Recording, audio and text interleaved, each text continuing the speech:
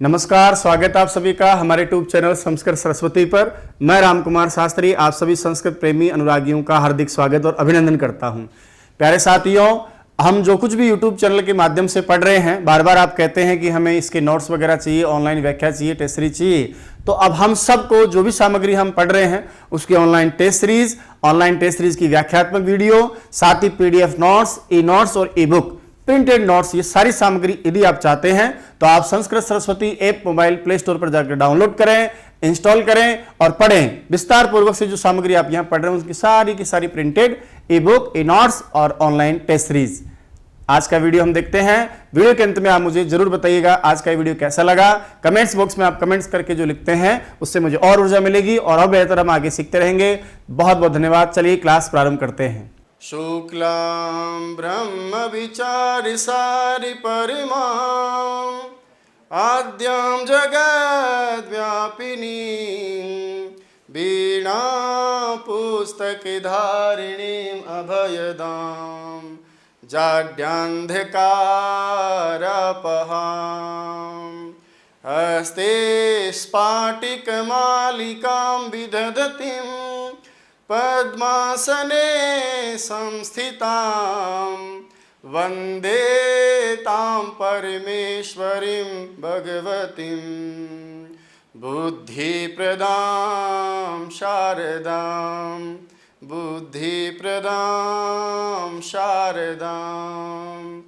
Overall दोस्तों याद रखिएगा, किसी भी भाषा शिक्षण का यदि आपसे कोई उद्देश्य पूछा जाए, चाहे वो संस्कृत भाषा हो चाहे वो कोई अन्य भाषा हो, मेरी बात को समझना, ये परीक्षा का सवाल दे रहा हूँ मैं आपको। कोई आपसे पूछे कि भाषा शिक्षण का प्रमुख उद्देश्य क्या होता है, भाषा शिक्षण का प्रमुख उद्देश्य क्या होता है, ये तो सारी बातें थी ऐसे फिजूल की, क्योंकि आपकी परीक्षा में आएंगे ऐसे। निम्न में से कौन सा संस्कृत शिक्षण का उद्देश्य नहीं है, ज्ञानात्मक नहीं है, भावात्मक नहीं है, या कौशलात्मक नहीं है, सृजनात्मक नहीं है, कोई एक दूसरा डाल देगा उठपटांग, तो आप उसको छांट लेंगे। इतना सा तो यहाँ पढ़ेंगे हम। लेकिन जो प्रश्न यहाँ मैं जो बताना जा रहा हूँ ना, ये प्रश्न आगे एक प्रश्न के साथ में थोड़ा भिड़ेगा। आगे मैं पढ़ाऊंगा कि संस्कृत शिक्षण के क्या उद्देश्य हैं। यहाँ मैं पढ़ा रहा हूँ कि संस्कृत को एक भाषा के रूप में, जैसे अंग्रेजी भाषा पढ़े तो क्यों पढ़ रहे हैं, वैसे संस्कृत भाषा को यदि आप पढ़ रहे हो तो फिर क्यों पढ़ रहे हो। तो उस प्रश्न का जवाब ये है कि संस्कृत भाषा यदि एक भाषा के रूप में आप संस्कृत को पढ़ते हो, जिसमें ग्रामर भी है, जिसमें बोलना पढ़ना लिखना आपको आना चाहिए, उस रूप में, तो संस्कृत भाषा शिक्षण या कोई भी भाषा का शिक्षण का प्रमुख उद्देश्य यदि आपसे पूछा जाए, तब आपकी परीक्षा का जवाब हो जाएगा भाषा में दक्षता प्राप्त करना। क्या करना? भाषा में दक्षता प्राप्त करना। इस लाइन को विशेष याद रखना, क्योंकि दो प्रश्न आते हैं, संस्कृत शिक्षण क्यों किया जाए और संस्कृत भाषा का शिक्षण क्यों किया जाए।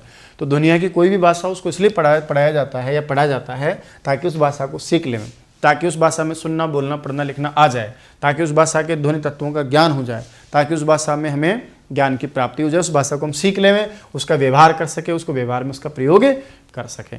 तो दोस्तों ये तो था आपका संस्कृत भाषा शिक्षण के अलग अलग उद्देश्य। अब एक आखिरी बिंदु के साथ उद्देश्य को मैं खत्म करूंगा, जिसका नाम है कि संस्कृत शिक्षण के क्या उद्देश्य हैं। भाई अभी तो आपने क्या पढ़ा है, संस्कृत भाषा शिक्षण के उद्देश्य, लेकिन संस्कृत भाषा होने के साथ साथ आपको याद होना चाहिए कि ये हमारी संस्कृति का आधार है, हमारी मानव भारतीय संस्कृति सभ्यता का दर्पण है, आईना है। तो संस्कृत क्यों पढ़ें? एक तो संस्कृत को भाषा के रूप में क्यों पढ़ें, एज ए लैंग्वेज संस्कृत क्यों पढ़ें, ताकि भाषा में दक्षता प्राप्त हो जाए, भाषा में उसके चारों कौशलों में हम दक्षता प्राप्त कर लें, उसमें लिखना आ जाए, उसमें साहित्य सृजन करना आ जाए, उसके प्रति उच्च दृष्टिकोण हो। ये सारी मैंने अलग अलग रूप में आपके सामने रखा है। लेकिन अब मेरा प्रश्न ये है आपसे कि संस्कृत क्यों पढ़ें, क्या है ऐसा संस्कृत में जो हम पढ़ें। भाई भाषा के रूप में तो ठीक है, समझ में आ गया। भाई आपको जैसे पेरिस पढ़नी हो, आपको स्पेनिश पढ़नी हो, या आपको कोई फ्रेंच लैंग्वेज पढ़नी है, आपको अंग्रेजी पढ़नी है, आपको उर्दू पढ़नी है, हिंदी पढ़नी है, उसी प्रकार आपको संस्कृत भाषा पढ़नी है, ताकि भाषा में बोलचाल व्यवहार हो जाए। लेकिन संस्कृत क्यों पढ़ें, मेरी बात ध्यान से सुनिएगा। यदि यह संस्कृत भाषा शिक्षण आ जाता तब तो आपका उत्तर हो जाता संस्कृत भाषा में दक्षता प्राप्त करना, क्योंकि किसी भी भाषा को इसलिए पढ़ा जाता है उसमें हम बोलना पढ़ना लिखना सुनना सीख जाएं, यानी भाषा में दक्षता प्राप्त हो जाए। लेकिन जब बात हो केवल संस्कृत शिक्षण की कि संस्कृत क्यों पढ़ाई जाती है, आपको याद होगा कि अलग अलग विश्वविद्यालय से लेकर के मुदालिर आयोग, कोठारी आयोग, त्रिभाषा सूत्र दिया गया लास्ट में कोठारी आयोग के आधार पर 1986 की नीति में, जिसमें संस्कृत को वैकल्पिक स्थान दिया गया। सबने कहा कि संस्कृत हमारी संस्कृति का आधार है, इसका पाठ्यक्रम में समुचित स्थान होना चाहिए, इसको पाठ्यक्रम में जोड़ा जाना चाहिए, इसको मान सम्मान के साथ जो पढ़ाया जाना चाहिए, है ना। तो अंत में जाकर त्रिभाषा सूत्र में वैकल्पिक इसको स्थान दिया गया। तो संस्कृत को स्थान क्यों दिया गया, तो सुनना मेरी बात को, संस्कृत को इसलिए स्थान दिया गया ताकि संस्कृत, ये लाइन ऐसी कैसी आती है परीक्षा में, ताकि संस्कृत और संस्कृत के साथ में एक शब्द और जोड़ दिया जाता है कभी कभार, संस्कृति, संस्कृत और संस्कृति का संरक्षण हो सके, उसका प्रचार हो सके, या सीधी भाषा में कहूँ उसको संवर्धन ले लेता हूँ, संरक्षण हो सके, संवर्धन हो सके, प्रचार और प्रसार हो सके, इसके लिए संस्कृत पढ़ी जानी चाहिए। आप सबको पता है कि प्राचीन काल में जब संस्कृत हमारी बोलचाल की भाषा रही, भारत दुनिया के सामने विश्व गुरु के रूप में उभरा। आज संस्कृत का आदर नहीं, संस्कृति का आदर नहीं है, तो भारत विश्व गुरु नहीं है। तो संस्कृत को वही वापस मान सम्मान दिलाने के लिए, इसका संरक्षण करने के लिए, उसका प्रचार प्रसार और संवर्धन करने के लिए हमें संस्कृत शिक्षण करना चाहिए, संस्कृत को पढ़ना चाहिए, संस्कृत को पढ़ाया जाना चाहिए। संस्कृति का संरक्षण करना है तो फिर संस्कृत को पढ़ना चाहिए। दूसरी बात, ये लाइन ऐसे नहीं आती है, दूसरा शब्द दे देता है, बात वही है ऊपर वाली लाइन कि संस्कृत का क्या करना है, परिरक्षण करना है। आज ये से मानते कुछ लोग कि नहीं साहब संस्कृत तो मर्दप्राय भाषा है। कुछ महीनों पहले, सालों पहले, आप सबको पता है भी, महान व्यक्ति ने भी कमेंट्स करके कहा था संस्कृत तो यूजलेस लैंग्वेज, इतिहास यूजलेस लैंग्वेज है।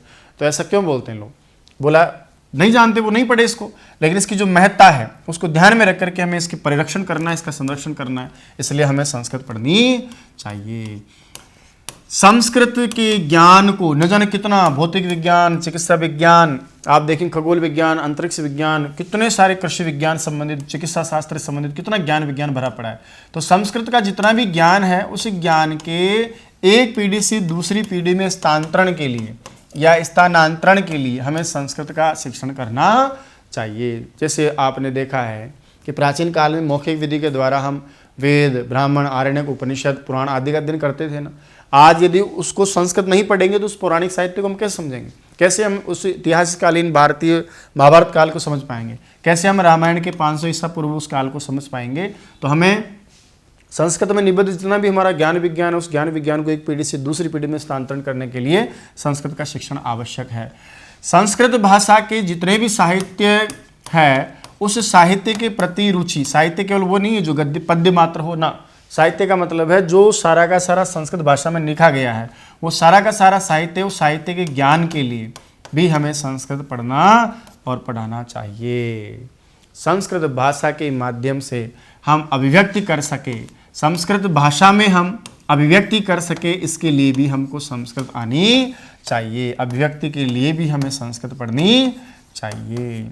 संस्कृत में कितना ही ज्ञान विज्ञान भरा पड़ा है, उस ज्ञान विज्ञान का अनुवाद करने के लिए, संस्कृत में जो निबद्ध है उनका अनुवाद करने के लिए और संस्कृत में अनुवाद करने के लिए, जितने भी संस्कृत के ग्रंथ हैं उनका अपनी मातृभाषा में अनुवाद करने के लिए, अन्य जो भाषा में लिखे गए ग्रंथ उनका संस्कृत में क्या करने के लिए, अनुवाद करने के लिए भी हमें संस्कृत आनी चाहिए। अब मान लो जैसे आपने अंग्रेजी आपको नहीं आती और अंग्रेजी के किसी ग्रंथ को आपने संस्कृत में अनुवाद कर लिया और आपको संस्कृत आती है, तो उस ज्ञान विज्ञान से आपको भी तो पता चलता है ना। संस्कृत साहित्य में या संस्कृत में रचनात्मकता के विकास के लिए, कि हम संस्कृत साहित्य में और ज़्यादा रचनात्मक सृजन कर सके, उस रचनात्मकता के लिए, रचनात्मकता विकास के लिए भी हम संस्कृत पढ़नी चाहिए। ठीक है, और देखिए आगे, संस्कृत में जितना भी साहित्य लिखा गया है उस साहित्य को पढ़ करके रसानुभूति करने के लिए, साहित्य जिसको आप पद्य भी कह देते हो, यहाँ मेरा ये है काव्य जिसको आप कह देते हो, उसके आनंद को, उसकी रसानुभूति करने के लिए उसको पढ़ेंगे, उसको समझेंगे, तभी तो आपको आनंद आएगा। तो जितना आपने देखा कालिदास जो भारत का शेक्सपियर कहलाता है, वो किसी भी समृद्ध हमारी संस्कृत भाषा के अलावा किसी भाषा में नहीं है ना।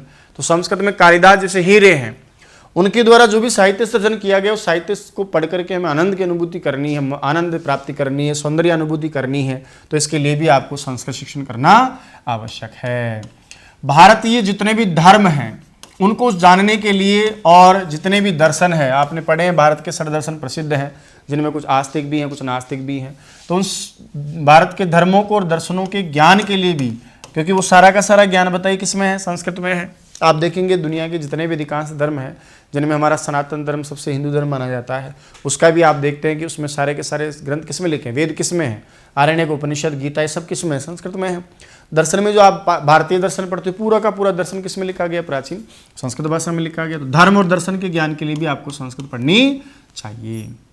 संस्कृत भाषा के जितने भी अंतः तत्व हैं, यानी संस्कृत में पाए जाने वाले जितने भी चीज़ें हैं, उनके ज्ञान के लिए, है ना, और उस ज्ञान को हृदयंगम करने के लिए भी हमें संस्कृत पढ़नी सीखनी चाहिए। हृदयंगम करने से मेरा मतलब है कि जो भी संस्कृत में लिखा है ना, जो भी ज्ञान संस्कृत में बताया गया है ना, उस सारे ज्ञान को सीखने के लिए भी हमें संस्कृत पढ़नी चाहिए। जब आप संस्कृत नहीं पढ़ोगे, है ना, तब तक आपको संस्कृत में लिखी हुई सारी चीज़ों का ज्ञान कैसे होगा। और इन सब का निचोड़ यह है कि संस्कृत के प्रति सद्वृत्ति का विकास करना, संस्कृत के प्रति रुचि जागृत करने के लिए भी हमें संस्कृत शिक्षण करना चाहिए। संस्कृत के प्रति रुचि जागृत करने के लिए जब आप पढ़ेंगे, संस्कृत के प्रति रुचि जागृत करने के लिए भी कि आप पढ़ेंगे तभी तो आपकी रुचि जागृत होगी, तो कि लोग पढ़ सकें, इसको समझ सकें, इसके महत्व को जान सकें, इसके लिए भी आपको संस्कृत शिक्षण करना चाहिए। वापस रिपीट करता हूं दोस्तों, नॉर्मल भाषा में संस्कृत भाषा शिक्षण उद्देश्य की हम चर्चा करने वाले थे। उसमें सबसे पहले मैंने आपको शिक्षण के उद्देश्य अलग करके बता दिए कि शिक्षण के उद्देश्य हैं क्या। ये पूर्व निर्धारित हमारे लक्ष्य होते हैं। शिक्षक पूर्व लक्ष्यों को निर्धारित करके चलता है, और ये जो पूर्व में निर्धारित किए जाने वाले हमारे लक्ष्य हैं ना, वही हमारे क्या होते हैं, शिक्षण के उद्देश्य होते हैं। कोई भी कार्य जब प्रारंभ किया जाता है तो उससे प्राप्त होने वाली सारी उपलब्धियों का अनुमान लगाया जाता है। इन्हीं प्राप्त उपलब्धियों का या अनुमानित प्राप्त उपलब्धियों का नाम ही क्या होता है, उद्देश्य होता है। प्रत्येक हमारे कार्य का एक अंतिम लक्ष्य होता है, जिसकी प्राप्ति के लिए एक विशेष प्रकार का संगठन, नियोजन या क्रियान्वयन किया जाता है। यह अंतिम जो लक्ष्य, टारगेट हमारा, उसी का नाम क्या होता है, उद्देश्य होता है। बीएस ब्लूम ने शिक्षण को त्रिध्रुवीय प्रक्रिया कहा है, जैसा जॉन डेवी ने कहा, लेकिन यहाँ इसने नाम क्या क्या दिए हैं, इसने लक्ष्य, साधन और साक्ष्य, उद्देश्य, शिक्षण और मूल्यांकन कहा। सबसे पहले हम क्या करते हैं, हमारे लक्ष्य निर्धारित करते हैं, शिक्षण के उद्देश्य निर्धारित करते हैं। उसके बाद में उनकी प्राप्ति के लिए कुछ साधनों का प्रयोग यानी शिक्षण करवाते हैं, अधिगम परिस्थितियां पैदा करते हैं, जिनसे व्यवहार में परिवर्तन होता है। और तीसरी बात, इन्हीं साधनों के द्वारा या इसी शिक्षण प्रक्रिया के द्वारा कितना हमें शिक्षण के उद्देश्य की प्राप्ति हुई, शिक्षण सफल हुआ, इसके प्राप्ति ज्ञान के लिए यानी साक्ष्य रूप में हम क्या करते हैं, मूल्यांकन का काम। और ये चक्र चलता रहता है। बीएस ब्लूम ने ही प्रश्न पत्र तैयार करने के लिए प्रिंट दिया, इसका नाम ही ब्लूप्रिंट रखा गया है। बात करूं मैं सामान्य तो बीएस ब्लूम ने मानव के विकास के या मनुष्य विकास के 3 पक्षों को ध्यान में रख करके, संज्ञानात्मक, भावात्मक, क्रियात्मक पक्ष को ध्यान में रख करके शिक्षण के 3 प्रमुख उद्देश्य बताए हैं। कौन कौन से, संज्ञानात्मक पक्ष, भावात्मक पक्ष और क्रियात्मक पक्ष। संज्ञानात्मक पक्ष का निर्माण इसने 1958 में स्वयं ने किया, यानी ये जो काम किया वो स्वयं किसने किया था, ब्लूम ने किया था। उसके बाद में 1964 में अपने एक साथी कर्तवाल का सहयोग लेकर के इसने वही 6 प्रकार के भावात्मक पक्ष के उद्देश्य बताए। इसके बाद में सिम्पसन नाम के अपने साथी के साथ शिकागो विश्वविद्यालय में क्रियात्मक पक्ष से संबंधित 6 प्रकार के 1969 में उद्देश्य बताए। तो आप 6 याद कर लेंगे इसके, 1958, 1964 और 1969 में ये दिए। बात करूं भाषा शिक्षण के, ये तो शिक्षण का नॉर्मल उद्देश्य हुआ। अब भाषा कोई पढ़ रहे हैं आप, हिंदी, संस्कृत, उर्दू, कोई भी जबान हो, उसके उद्देश्य क्या हो सकते हैं। किसी भी भाषा शिक्षण के पढ़ाने से पहले हम अपने दिमाग में बहुत सारे पूर्व नियोजन को लेकर चलते हैं, और प्रत्येक शिक्षक किसी भी कार्य को करता है तो उसकी प्रभावी क्रियान्वयन करता है, ताकि उससे अधिकतम वो क्या कर सके, अपने उद्देश्य की पूर्ति कर सके। ये जितने भी भाषा शिक्षण के उद्देश्य हैं या जो उद्देश्य को हम 2 प्रकार से बांट सकते हैं।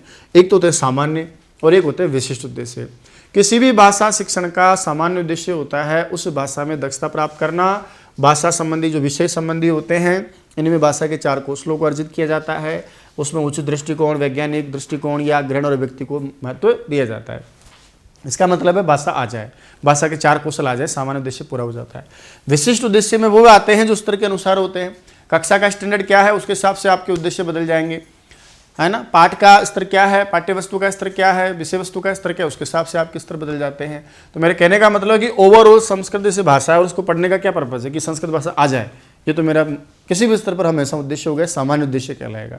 लेकिन विशिष्ट उद्देश्य 3री क्लास में पढ़ाने का पर्पज कुछ और होगा, 6ठी में कुछ और होगा, वो मेरे विशिष्ट उद्देश्य कहलाते हैं। तो सामान्य उद्देश्य तो वही है आपके 4 कौशलों का अर्जित करना, भाषा में दक्षता प्राप्त करना वो। लेकिन विशिष्ट उद्देश्यों को आगे जाकर के हमने अलग अलग प्रकार से बांटा है। परीक्षा में सवाल था कि संस्कृत शिक्षण के विशिष्ट उद्देश्य कितने हैं या उद्देश्य कितने, तो वहाँ 4 नाम दिए थे, इसलिए मैंने एक को नाम नहीं दिया। वैसे 6 ज़्यादातर आपने 6 नाम पढ़े होंगे। सबसे पहला ज्ञानात्मक, किसी भाषा का ज्ञान हो जाए, उसमें वर्ण, अक्षर, शब्द आदि का ज्ञान हो जाना। ध्वनि मतलब अक्षर का ही नाम है, निबंध, गद्य, पद्य, नाटक, क्या क्या विधाएं उस भाषा में पाई जाती है, उस भाषा का जो मोटा मोटा ज्ञान होना है उसका नाम तो होता है ज्ञानात्मक उद्देश्य। दूसरे होते हैं कौशलात्मक। कौशलात्मक उद्देश्य मतलब भाषा में पाए जाने वाले 4 कौशलों का ज्ञान हो जाना कौशलात्मक उद्देश्य कहलाता है। मैंने इसको नंबर नहीं दिया क्योंकि मैंने कहा ना मुझे 4 के दायरे में बांधना था, वैसे 6 भी कई जगह आप पढ़ते हैं हिंदी वगैरह में। रसात्मक और समीक्षात्मक उद्देश्य, इसका मतलब है कि जब साहित्य पढ़ा जाता है, पद्य कविता पढ़ी जाती है तो वहाँ पर रसास्वादन, भाव सौंदर्य, भावानुभूति, रसानुभूति की जाती है। और समीक्षात्मक का मतलब होता है कि समालोचना शक्ति का विकास हो जाना भी एक प्रमुख उद्देश्य होता है। सृजनात्मकता मतलब होता है साहित्य सर्जन में बच्चों को रुचि पैदा करना, बच्चे को प्रेरित करना लिखने के लिए, और साथ में मौलिक यानी अपने स्वयं की रचना लिखने के लिए प्रेरित करना, अपने दिमाग, अपने विचार, अपने उसमें भावनाएं व्यक्त करने का ये सृजनात्मक उद्देश्य होता है। अभिवृत्त्यात्मक उद्देश्य का मतलब होता है बालक का एक उपयुक्त दृष्टिकोण होना चाहिए, सकारात्मक उसके दिमाग में एप्टीट्यूड, अभिवृत्ति पैदा होनी चाहिए, साहित्य के प्रति उसमें रुचि हो, सृजवृत्तियों का विकास, ये आपका अभिवृत्त्यात्मक कौशल होता है। अब संस्कृत भाषा शिक्षण का नॉर्मल प्रश्न आ जाए आपकी परीक्षा में कि बताइए कौन सा नहीं है, तब तो आप जो 4-5 जो मोटे मोटे बिंदु हैं उनमें से कुछ उटपटांग लगेगा वो आपको दे देगा, उसको छांट देना। लेकिन जनरली जो सबसे ज़्यादा परीक्षा में आता है वो मैंने आपका अलग से इसलिए लिखा है कि आप गलती नहीं करें, कि संस्कृत शिक्षण का उद्देश्य में, यानी संस्कृत क्या है, एक इमोशनली लैंग्वेज है हमारे लिए, हमारी संस्कृति का आधार है, तो उसका जवाब अलग होगा। और यदि नॉर्मल एक भाषा के रूप में आप पढ़ रहे हो कि संस्कृत भाषा शिक्षण का, तो संस्कृत नहीं भी आए तो भी एक ही बात है, भाषा शिक्षण का उद्देश्य बता रहे हो आप। संस्कृत लिख दे तो भी एक ही बात है, हिंदी भाषा शिक्षण लिख दे तो भी बात है। क्यों भाषा पढ़ाई जाती है? ताकि भाषा में दक्षता प्राप्त हो जाए, भाषा आ जाए, भाषा के चारों कौशल आ जाए, भाषा ध्वनियों का ज्ञान हो जाए, भाषा में दक्षता प्राप्त हो जाए, इसके लिए भाषा पढ़ी जाती है। दूसरा, संस्कृति का आधार है हमारी संस्कृति में इसका जो है आईना है, सभ्यता का दर्पण। तो संस्कृत क्यों पढ़ें? इमोशनली प्रश्न है कि संस्कृत क्यों पढ़ें, तो उसके लिए जवाब जो मिलेगा ना आपको ये टांगना यहाँ से। अब ये लाइन कैसे भी तोड़ मरोड़ के दे दे आप समझ जाना कि संस्कृत शिक्षण आ जाए उद्देश्य तो क्यों पढ़े, इमोशनल हो जाना कि संस्कृत और संस्कृति का संरक्षण, संवर्धन, प्रचार प्रसार के लिए पढ़े, संस्कृत का परिरक्षण करना है, संस्कृत के ज्ञान को हस्तांतरण करने के लिए, साहित्य के ज्ञान के लिए, अभिव्यक्ति के लिए, संस्कृत का ग्रंथों का अनुवाद करने के लिए, रचनात्मक या अन्य जो ग्रंथ है उनका संस्कृत में अनुवाद करने के लिए, रचनात्मकता के विकास के लिए, साहित्य, पद्य, काव्य आदि की पढ़कर रसानुभूति आनंद के लिए, धर्म दर्शन के ज्ञान के लिए, संस्कृत भाषा के अंतर तत्वों को समझना, जानना और उनको हृदयंगम करना, संस्कृत के प्रति रुचि जागृत करना, सारे हो गए ना। लेकिन मुख्य क्या जाएगा, दोबारा मैं फिर रिपीट कर रहा हूँ, संस्कृत क्यों पढ़े? तो संस्कृत शिक्षण का उद्देश्य संस्कृत और संस्कृति की संरक्षा सुरक्षा करना, उसको बढ़ावा, प्रचार प्रसार। संस्कृत भाषा क्यों पढ़े? अब संस्कृत को आप गौण मान लेना एक तरह से यहाँ, इसका मतलब ये पूछना चाह रहा है कि भाषा को क्यों पढ़ा जाता है, तो भाषा में दक्षता प्राप्त करने के लिए। ये सारी बातें मैंने आपको विस्तार से इसलिए की है दोस्तों क्योंकि भूमिका में कई सारे प्रश्न आपके आ जाते हैं। मैंने पहले भी आपसे कहा है कि आप इन चीज़ों को अन्यथा न लें। आपको लग रहा होगा कि वास्तव में इतना सिस्टम से इतनी सारी विषय वस्तु के साथ शिक्षण विधि में आप पहली बार बहुत कुछ सीखेंगे। हो सकता है आपने बहुत कुछ पढ़ा हो, शिक्षण भी आपने रोजाना ही सुना है, शिक्षण के उद्देश्य भी आपने रोजाना ही सुने हैं, शिक्षण के उद्देश्यों को अलग अलग भाषाओं के संदर्भ में भी हो सकता है आपने रोजाना ही पढ़े हो, बहुत सारी परिभाषा भी आपने रोजाना ही पढ़ी हो, लेकिन महत्वपूर्ण परिभाषाएं कौन सी है? तो ये सारी विषय वस्तु सारा का सारा मैंने जो ये आपके सामने मैटर रखा है ना, उसका टारगेट क्या है मेरा, क्यों मैं शुरू से क्लासों में पढ़ाता आ रहा हूँ, उसका कारण ये है कि हम बार बार अभी यहाँ सीखें, फिर हम किसी दूसरे का मुँह देखेंगे, फिर तीसरे का मुँह ताकेंगे। क्यों भाई? तो मैं चाहता हूँ कि आपकी तलाश यहाँ आकर पूरी होनी चाहिए, यहाँ से किसी की तलाश फिर बाकी नहीं रहनी चाहिए। तो इसी तरह से अब आगे हम चर्चा करेंगे। जो टॉपिक हमारा मेन है वो अब स्टार्ट होगा। अब तक मैंने आपको क्या सिखाया है, संस्कृत क्या है, संस्कृत की व्युत्पत्ति, अर्थ, सामान्य परिभाषाएं मैंने आपको पढ़ाई हैं। संस्कृत में भाषा जो शब्द है उस भाषा का अर्थ क्या है, उसकी व्युत्पत्ति, अर्थ, परिभाषाएं, बहुत सारी भाषा की प्रकृतियाँ मैंने आपको बताई हैं। उसके बाद आपके चले हैं शिक्षण में, शिक्षण का अर्थ क्या होता है, शिक्षण शब्द की प्रकृति क्या होती है, शिक्षण की विशेषताएं क्या होती है, शिक्षण के प्रकार क्या हैं, शिक्षण के चर क्या हैं, शिक्षण किस किस रूप में देखा जाता है। उसके बाद हम पढ़े हैं शिक्षण के उद्देश्यों, विधियों में। विधि शब्द मैंने आपको पढ़ाया है कि विधि का मतलब होता है मार्ग, रीति, है ना, तरीका। शिक्षण विधि से मैंने प्रविधि की तरफ आपको लेके गया कि छोटे जो रूप होते हैं वो प्रविधि कहलाते हैं। फिर शिक्षण विधि क्या है, शिक्षण विधि का स्वरूप क्या है, शिक्षण विधि की विशेषताएं क्या होती है, शिक्षण विधि का महत्व और आवश्यकता क्या होती है, शिक्षण विधि की कौन कौन सी परिभाषाएं रूसो ने, है ना, रेमंड ने, टी रेमंड आदि ने कैसे कैसे दी हैं, वो भी मैंने आपके सामने रखी है। उसके बाद शिक्षण विधि को आगे लेकर के मैं शिक्षण के उद्देश्यों की तरफ आपको लेके गया। उद्देश्यों में भी मैंने शिक्षण के उद्देश्य क्या होते हैं, शिक्षण के उद्देश्यों में ब्लूम ने 3 प्रकार से कैसे कैसे आगे 6 प्रकार से बांट के पढ़ाया। शिक्षण के उद्देश्यों के बाद में भाषा शिक्षण के उद्देश्य कैसे होते हैं, वो सामान्य आपके होते हैं, विशिष्ट होते हैं। उसमें भी फिर भाषा शिक्षण के सामान्य उद्देश्य में क्या आता है, भाषा में दक्षता प्राप्त करना आता है। विशेष उद्देश्य में कौन कौन से आते हैं, फिर मैंने उनको ज्ञानात्मक भी आपको बताया है, रसात्मक, कौशलात्मक, अभिवृत्त्यात्मक, समीक्षात्मक, अभिरुच्यात्मक, किसी भी रूप में आप उनको ले लीजिए। वो सृजनात्मक, उस रूप में भी मैंने आपको पढ़ाया। संस्कृत शिक्षण में यदा कदा प्रश्न आया हुआ तो वहाँ 4 उत्तर में माना गया है।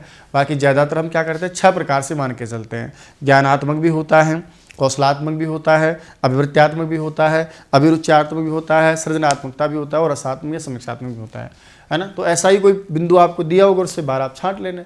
फिर मैंने आपको संस्कृत क्यों पढ़ते हैं, शिक्षण क्यों करवाया जाता है, क्यों जोड़ा आपको पाठ्यक्रम में संस्कृत, उसके लिए भी मैंने आपको बताया कि बहुत सारी चीज़ें संस्कृत में है, उनको समझना है, सीखना है। बहुत सारा अन्य भाषाओं में उसको संस्कृत में उतारना है, उसमें साहित्य सृजन करना है, संस्कृत के ज्ञान दर्शन को समझना है, धर्म दर्शन का ज्ञान करना है, भारतीय प्राचीन इतिहास को समझना है, संस्कृत काव्य के प्रति रुचि जागृत करना है, संस्कृत के महत्व को वापस स्थापित करना है। और मेन जो बिंदु था आपका कि संस्कृत और संस्कृति का संरक्षण, संवर्धन, प्रचार प्रसार करना है। तो संस्कृत भाषा का उद्देश्य क्या है, भाषा में दक्षता प्राप्त करना, ध्वनि तत्व या भाषा के 4 कौशल अर्जित करना। जबकि संस्कृत का मुख्य उद्देश्य क्या है, संस्कृत और संस्कृति का प्रचार प्रसार और संरक्षण, संवर्धन करना। तो इतना डिटेल में मैंने क्यों पढ़ाया आपको, ताकि कुछ चीज़ें जो अब तक आप नहीं सीखे हैं, पढ़े हैं, समझे हैं, वो थोड़ी खुल जाए खोपड़े में। अच्छा यार ये होता है क्या। अब हम अगली क्लास में चर्चा करते हैं कि संस्कृत शिक्षण को जो आपने पाठ्यक्रम में स्थान दिया है कि राजस्थान या राजस्थान के बाहर कई सारे ऐसे राज्य हैं भारत के जिसमें शिक्षा नीति में 1986 की में भाषा को त्रिभाषा का जो फॉर्मूला दिया गया, उसमें त्रिभाषा के रूप में आपको जो 3rd वैकल्पिक लैंग्वेज के रूप में संस्कृत पढ़ने का अधिकार दिया गया है, उस संस्कृत शिक्षण के लिए कौन कौन सी विधियाँ अप्लाई की जाती हैं, की जाती थी, और अब आजकल कौन कौन से नवीन उपागम टेक्नोलॉजी का प्रवेश हो गया है। हम पढ़ेंगे आगे कि संस्कृत शिक्षण के लिए प्रयुक्त की जाने वाली विधियों को, युक्तियों को हम संस्कृत शिक्षण विधियाँ कहते हैं। प्राचीन भाषा है, आपने पढ़ा है संस्कृत का महत्व, मैंने आपको बताया था कि दुनिया की सबसे प्राचीनतम भाषाओं में संस्कृत का स्थान सर्वोपरि है। आज आधुनिक जितनी भाषाएं आप देख रहे हैं ना, उनमें अधिकांश भाषाओं की जननी हमारी संस्कृत भाषा रही है। तो जब संस्कृत पहले भी थी, पढ़ाई लिखाई तो पहले भी होती थी, जब गुरुकुल परंपरा थी तब भी संस्कृत को पढ़ना, पढ़ाना और पढ़ाना होता था। संस्कृत आज भी पढ़ाई जा रही है, तो उस जमाने में पढ़ाई जाती रही। इसका मतलब कुछ प्राचीन विधियाँ भी रही होंगी, पढ़ाने के तौर तरीके रहे होंगे। कुछ आज भी पढ़ाई जा रही है तो कुछ आज के तौर तरीके आधुनिक हैं, और इन तौर तरीकों में भी टेक्नोलॉजी घुस गई है, कुछ नए अनुसंधान अन्वेषण घुस गए हैं, प्रायोजना पद्धति घुस गई, ह्यूरिस्टिक आर्मस्ट्रांग की विधि घुस गई, इसी प्रकार से समस्या समाधान उपागम घुस गया है। कितनी सारी विधियाँ ऐसी जो आजकल विधियाँ न कहकर के उपागम, नवीन विचार, एक नई विचारधारा का समावेश हुआ है, समागम हुआ है। तो नवीनतम उपागम भी आप पढ़ेंगे। तो 3 रूपों में हम संस्कृत शिक्षण विधियों को पढ़ेंगे। प्राचीनतम विधियां जिनको हम परंपराएं बोलते हैं, प्राचीन पद्धतियां, मौलिक विधियां कही गई हैं। दूसरा हम पढ़ेंगे कि कुछ नवीन विधियां हैं, और तीसरा हम पढ़ेंगे नवीनतम जो उपागम है उनको हम पढ़ेंगे। उसके बाद हम गद्य के लिए पढ़ेंगे, पद्य के लिए पढ़ेंगे, नाटक के लिए पढ़ेंगे, व्याकरण के लिए पढ़ेंगे, अनुवाद के लिए पढ़ेंगे, और साथ में पाठ योजनाओं को भी थोड़ा थोड़ा लेके चलेंगे।